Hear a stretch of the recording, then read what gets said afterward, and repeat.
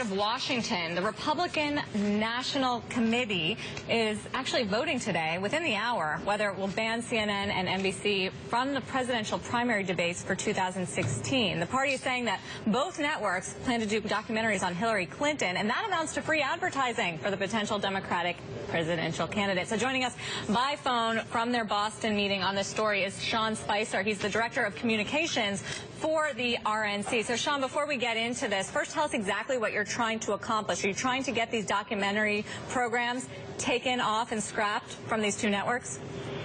Well, the bigger point that we're trying to make is that it's time that the party reinserted itself into the debate process and deciding what's best for our candidates and our grassroots. This is the first step in doing that by saying that networks that clearly are trying to tip the scales for one party or one candidate should not be involved in helping to set the agenda for the Republican primary voters. But isn't what you're doing just sort of perpetuating the idea that the environment is so toxic in Washington, so partisan, this do-nothing Congress? Aren't you just feeding into that?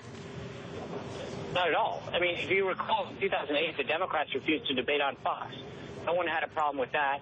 Two of the debates, the Republican debates, were hosted by Chris Matthews, a self-avowed Democratic operative. I mean, that's got to stop. At the end of the day, whoa, stop there. Whoa, Sean, I'm not going to let you say that. What did you say about Mr. Matthews? He's a Democratic operative. I mean, he spent his life in Democratic politics. Describe that exactly, please. He works for Tip O'Neill. He spent his entire career as working in Democratic politics. No, I would suggest he worked for a San Francisco newspaper a few years ago, and then I believe he works for the NBC television network.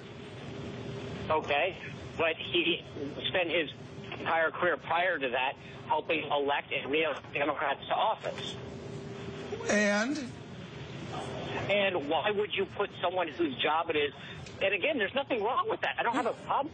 I think it's political malpractice to say to that person, you should be the guy moderating the issues, the debates, bringing up the issues and asking questions on behalf of the grassroots as to the presidential nominee of the Republican Party. That's just plain stupid. Let's get back on track here, Sean. With great respect for your career in GOP politics and support of those candidates, is the distinction here that you want to do away with the documentary on the Secretary of State, or is a distinction here you would like to add a documentary of some GOP candidate, say Mr. Rubio of Florida? No, again, I don't think to balance it out is to say, look, if you're going to go out there and do a documentary that helps create the personal story of Hillary Clinton, helps add some substance to her, that's just starting to tip the scales against us and our candidates.